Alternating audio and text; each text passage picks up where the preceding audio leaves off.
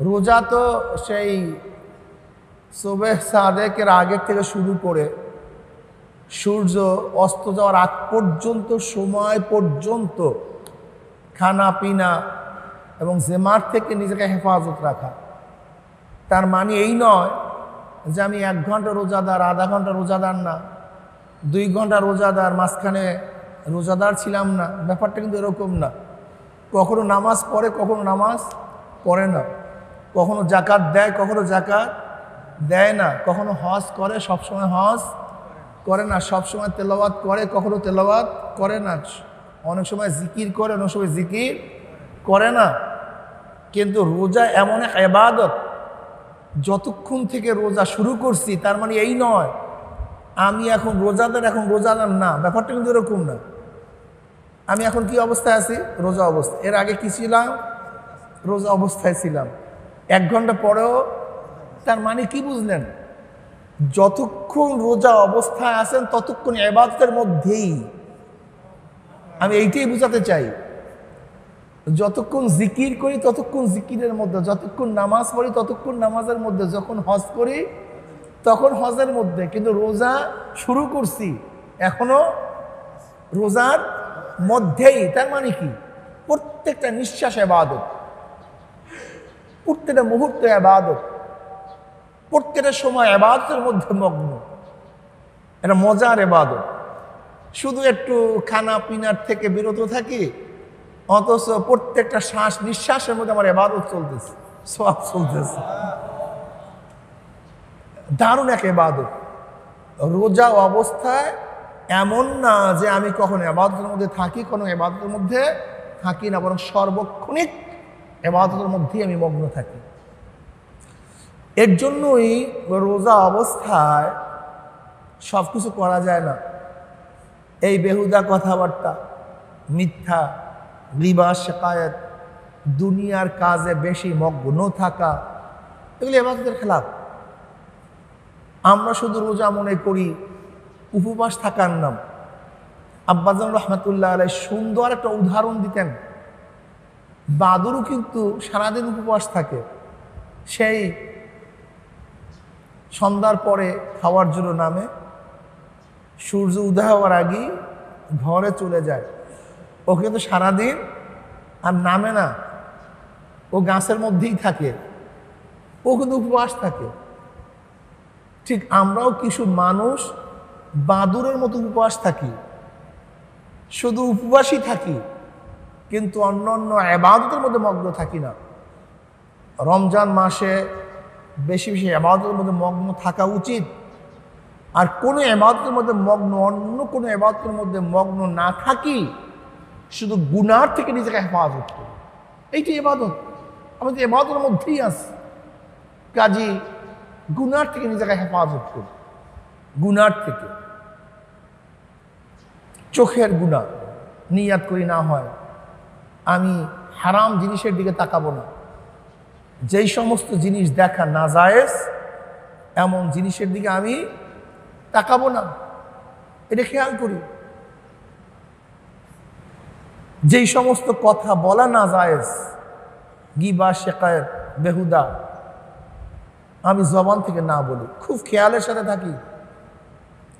যেই সমস্ত আওয়াজ শোনা নাজায়েজ এমন আওয়াজ থেকে নিজের কানকে হেফাজত করি। চেষ্টা করি যে আমি এই রোজা অবস্থায় কোনো অবস্থাতেই হারাম কোনো জিনিস আমার কানের মধ্যে শ্রবণ করব না, এই চেষ্টা করি। আমি হাতকে সংযম করি, জুলুম না করি, ঘুষ গ্রহণ না করি, সুদ গ্রহণ না করি, অত্যাচার না করি, হারাম কোনো বস্তু মদ স্পর্শ না করি, হারাম কোনো যার উপরে হাত লাগানো জায়েজ নাই এমন জিনিসের উপর হাত না লাগাই। এটি হলো হাতের রোজা। চোখের রোজা, চোখকে হারাম থেকে বিরত রাখা। কানের রোজা, কানকে হারাম জিনিস শোনার থেকে বিরত রাখা। জবানের রোজা, জবান দ্বারা হারাম কাজ, অবৈধ কাজ না করা, গিবা, শিকায়ত, অমুক তমুক, ঠিক না, হারাম না খাওয়া, এগুলি হলো জবানের রোজা। হাতের রোজা, এই হাত দিয়ে অন্যায় না করি, জুলুম অত্যাচার না করি, অবিচার না করি, এমন জিনিস স্পর্শ না করি যেটি স্পর্শ করা জায়েজ নাই, এটা হাতের রোজা। অন্তরের রোজা, অন্তর দিয়ে হারামের চিন্তা না করি, খারাপ চিন্তা না করি, যে চিন্তাগুলি নাজায়েজ অবৈধ এরকম চিন্তার থেকে অন্তরকে হেফাজত করি, বরং তার পরিবর্তে ফিকিরের মধ্যে, আল্লাহর ধ্যানের মধ্যে, আল্লাহর খেয়ালের মধ্যে, মুশাহাদার মধ্যে নিজের অন্তরকে লাগাই দিই। এটা হলো অন্তরের রোজা। আল্লামা শিবলি রহমতুল্লাহ আলাইহি একদিন এক জায়গা থেকে যাইতেছেন, দেখে একদল যুবক একটা মানুষকে ঢিলা মারতেছে। আল্লামা শিবলি রহমতুল্লাহ কি করতেছে তোমরা? এই ব্যক্তিকে আঘাত করতেছে কেন? ঘটনা কি হয়েছে? বলে এই ব্যক্তি আল্লাহকে দেখার দাবি করছে, এ নাকি আল্লাহকে দেখছে, এর জন্য তার গায়ে আমরা ঢিলা মারতেছি। আল্লামা শিবলি রহমতুল্লাহ আলাইহি কাছে গিয়ে কি বলছো তুমি, এই যুবক কি বলছো তুমি? কিন্তু আল্লামা শিবলি রহমতুল্লাহ আলাইহি তিনি আহলে কলব ছিলেন, তিনি চেহারা দেখে তো চিন্তা করছে তো আল্লাহওয়ালা, চেহারার মধ্যে নূর ঝলকাইতেছে, এতে এই ব্যক্তি কথা বলতে পারে না। ঘটনা কি? গিয়ে বলছে এই যুবক কি বলছো তুমি? তখন ওই যুবক উত্তর দেয়, খেয়ালুকা ফি আইনি, যিকরুকা ফি লিসানি, ওয়া মাসওয়াকা ফি কলবি ফাইনা তাগিবু। যার খেয়াল আমার কলবের মধ্যে, যার ধ্যান আমার অন্তরের মধ্যে, যার জিকির আমার জবানের মধ্যে, খেয়ালুকা ফি আইনি, যার খেয়াল ধ্যান আমার চোখের মধ্যে, যার জিকির আমার জবানের মধ্যে, যার বাসা স্থান আমার অন্তরের মধ্যে, ফাইনা তাকিবু, সে আমার থেকে গায়েব অদৃশ্য হবে কিভাবে? কিন্তু আমার কাছেই অদৃশ্য হওয়ার যুক্তি কি? হবে কিভাবে? এই হলো আল্লাহর খেয়াল। অন্তরকে সব সময় খেয়ালের মধ্যে মগ্ন রাখা। আমি কি করছি, কি করতেছি, কি করা উচিত ছিল, কি করব, এই খেয়ালের মধ্যে সব সময় নিজের অন্তরকে মগ্ন রাখা। এটা হলো অন্তরের রোজা। কলবের রোজা, পায়ের রোজা কি? হারাম দিকে এই পাও চলবে না, অবৈধ নাজায়েজের দিকে এই পাও হাঁটবে না, বরং ইবাদতের দিকে এই পাও চলবে, নামাজের জামাতের দিকে পাও চলবে, সাহায্য করার জন্য পাও চলবে, আল্লাহর বিধানকে বাস্তবায়ন করার জন্য পাও চলবে। এক কথায় নেকের কাজে পাও চলবে, গুনার কাজে পাও চলবে না। এর নাম হলো রোজা। আমরা শুধু উপবাস করি কিন্তু সমস্ত গুনার মধ্যে লিপ্ত থাকি, মগ্ন থাকি, এর নাম রোজা না।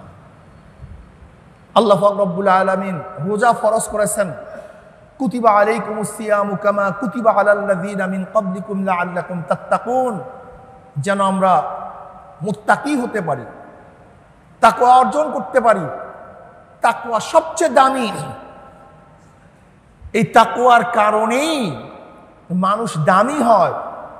এই তাকওয়া না থাকার কারণেই মানুষ ধ্বংস হয়ে যায়। কি হয়ে যায়? ধ্বংস হয়ে যায়। আলেম হইলি সে মুত্তাকি, ব্যাপারটা এরকম না, বরং বহুত জান্নেওয়ালা, এলেমের অভাব নেই কিন্তু দেখা যায় তার মধ্যে তাকওয়া নেই।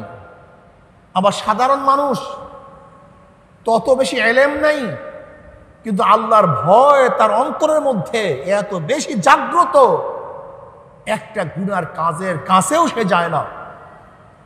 প্রিয় ভাইয়ারা আমার, খুব ভালো মতো মনে রাখতে হবে, বর্তমান জমানায় আমরা বিভ্রান্ত হয়ে যাই, আমাদের মধ্যে বিভ্রান্তি চলে আসছে।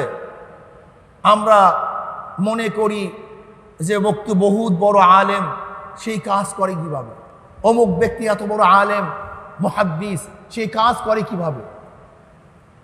মনে রাখতে হবে, সে যত বড় আলেম হোক, মুহাদ্দিস হোক, পীর হোক, সে মানুষ। ভুল করতেই পারে, ভুল করতেই পারে, অন্যায় করতেই পারে, তা আশ্চর্য হওয়ার কিছু নাই।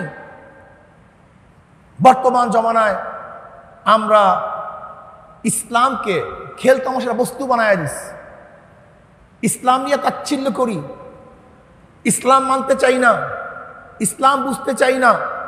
একদল মানুষ ইসলামকে ধ্বংস করতে চাই। ইসলামের দুশ্মনেরা, ইসলামের শত্রুরা ইসলামকে ধ্বংস করার চক্রান্ত করতেছে। বর্তমান জমানায় আমাদের ঈমান এত দুর্বল যা চিন্তাও করা যায় না। ঈমানের এত দুর্বলতা আমাদের মধ্যে চলে আসছে। আল্লাহ পাক আমাদের সবাইকে হেফাজত করেন। মুসলমান মুমিন খুব সতর্ক থাকেন। ইসলামের দুশ্মনেরা আগেও বসা ছিল না, এখনো বসা নাই, ভবিষ্যতে বসা থাকবে না। কিন্তু মুসলমানদেরকে সচেতন থাকতে হবে, মুসলমানকে সচেতন থাকতে হবে। আল্লাহ পাক আমাদের সবাইকে হেফাজত করেন।